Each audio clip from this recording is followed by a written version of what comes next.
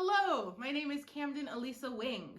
I am a music education major here at KSU. In fall semester 2021, my final project for my music history class was placing 4 chant leaves into modern notation. So chant leaves, and these chant leaves in particular, use 4 lines and a clef to notate where C is, as opposed to our modern 5-line notation.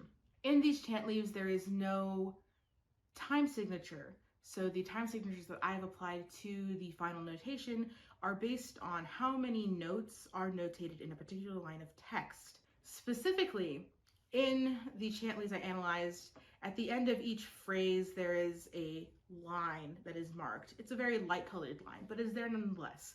I believe these to be notated for breath, so I have based my measure notation off of those lines that are notated in this original text. However, there are a couple of exceptions where I didn't want to use a ridiculous number of beats in a measure, so I added a pickup in order to make it a little bit more neat and legible. In the Renaissance and medieval eras of Europe, in the Catholic Church tradition, there would be a large book full of chant that would be used for their services for Mass on Sundays. In the church calendar, each service has a particular bit of text that would have been associated with a particular day. And because of that, we can place these chant leaves exactly where they would have been in the church calendar. So these chant leaves would have been sung during the 4th Sunday in Lent. Live musicians would sing almost all of the text that was used in these services as notated in these books. Over time, each page was taken out of these books and spread across Europe and the Americas and presumably other parts of the world as well. I was fortunate that the KSU archives actually had 4 continuous front to back pages. We do not know where these particular 4 leaves were taken from. We do not know what part of Europe they were from. We are unaware of what time period these leaves were from. That is more research that needs to be done in order to fully understand these leaves. Most of the time when we have chant leaves, they are individual leaves from a book. That is why it is such a treat to have been able to have these 4 consecutive leaves. It allowed me to understand a lot of the shorthand that was used. Oftentimes they would use shorthand to save on paper. Each of these chants is written on very precious vellum that was hand crafted for these papers. The process that went into this was time consuming and resource intensive, so every little bit of paper counted. The problem is there was no overall shorthand that was standardized across chant, so different areas used different shorthand. So I had to understand this particular person's shorthand. There's at one point a pretty bad misspelling that occurred in one of the chant leaves, as notated in the README section of the Google Drive that I have attached to this presentation. I had so much fun interacting with these chant leaves, as not only were they created by many individuals who actually existed, but then were used by many, many people for at least a few hundred years as living music. So at some points in these, I do believe that there was a couple of pages that had like a little bit of pencil marking, or not this particular set of chant leaves, but there are other chant leaves that have like coffee stains on them, just indicating like they were used over time. I definitely saw it in one of the chant leaves in the collection. I don't know, it was not in the set, but there was some kid had doodled a little like frowny face with a mustache. It was just such a joy to be able to see that when I was looking through these chant leaves. As far as what I did, I took the notation that was listed here.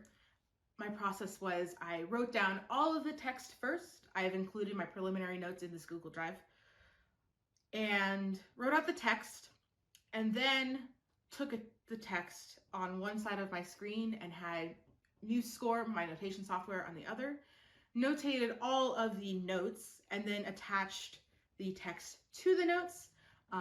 In chant leaves, they use what are called neumes. So The note heads are somehow attached to one another. Oftentimes they're stacked, or there's a slide notated between notes. And that's how you tell what syllable is attached to what note. As far as the text itself goes, the beginning of each text phrase has a highly decorated letter, especially if it's a completely new line of text. It will have an even more highly decorated letter. And at the end of each phrase, there is a red letter, oftentimes an R or an L or something I couldn't quite make out. To notate these, I have put in rests. I am unsure of exactly what these are notating. I presume they are probably referencing another chant book, and of commonly used chant that would have been at most services, but I am uncertain. That is more research that needs to be done in order to understand these leaves a little bit better. Also associated with these little red letters, there is musical notation sometimes where there's an abbreviated text underneath that is not part of the previous text phrase. They always appear next to one of those red letters of shorthand, and these short phrases do not have each syllable dictated as opposed to most of the chant leaf. I believe the singer would have known what this text was, again, just more commonly used text in services. In my voice recordings associated with this, I have assigned random syllables kind of at random, just based on what I see, to those notes. The very first page of these chant leaves has an entire phrase. I was able to figure out what that entire phrase was. However, the very first bit of it, the Noli Muerter, was on the previous page that would have been in the book and therefore not in our collection. Requone te cum sum, adque cumque per exeris non dimitam te, neque derelinquam lon adduxivos perdeus etum quadracitan nos.